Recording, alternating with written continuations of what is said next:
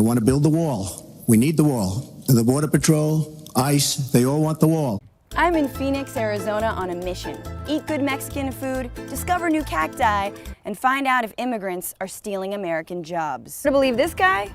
They are. What's your response to Donald Trump's idea of building a wall to keep Mexican immigrants out of the U.S.? There's things that call the rope, things called the ladders. Immigration's always been an issue that inflames passions. That's not surprising. You know, there are few things that are more important to us as a society than who gets to come here and call our country home. American jobs for American workers. We're out here, Jim, because we're defending American jobs. We got qualified workers. We got good people. We need to work. We need to feed our families. These American sheet metal workers had hoped to be working here at the St. Regis Hotel construction project in Val Harbor, but they're not.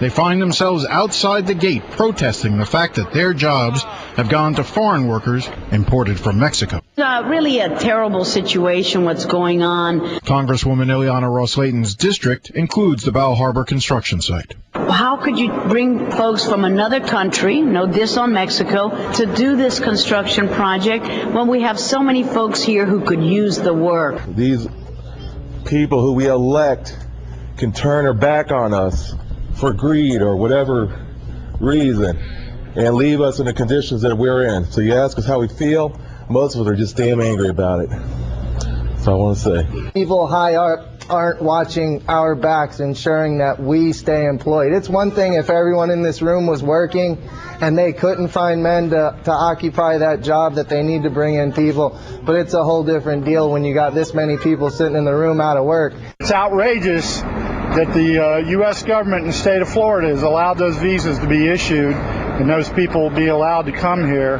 when so many of our people are out of work. How many people here in this room right now are out of work?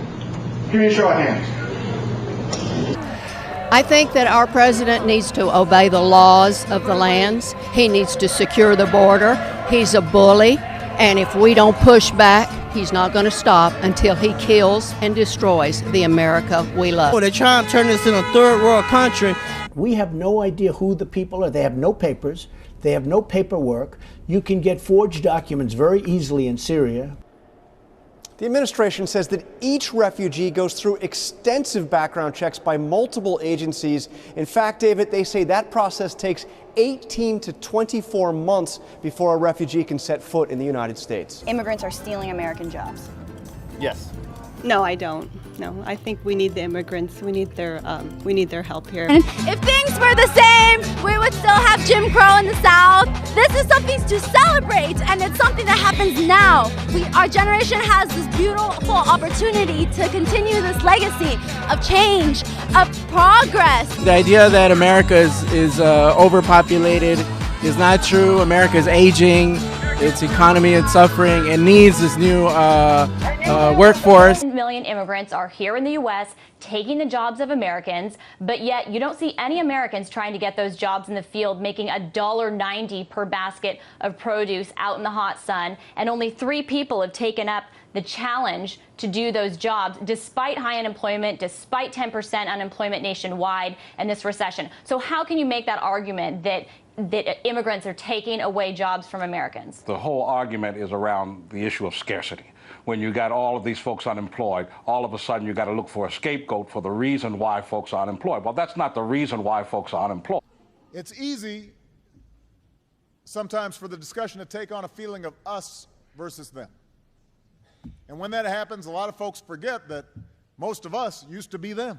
If we took out all of the immigrants and replaced those with American workers who will not make $1.90 per basket, they will probably require, minimum wage. Would you be willing to pay higher food prices? Because this is all driven by people that want to pay, $1 for a head of lettuce. Would you pay $5?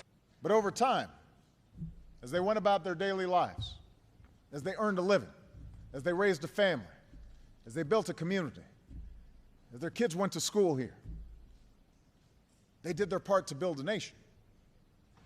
They were the Einsteins and the Carnegies, but they were also the millions of women and men whose names history may not remember, but whose actions helped make us who we are, who built this country hand by hand, brick by brick.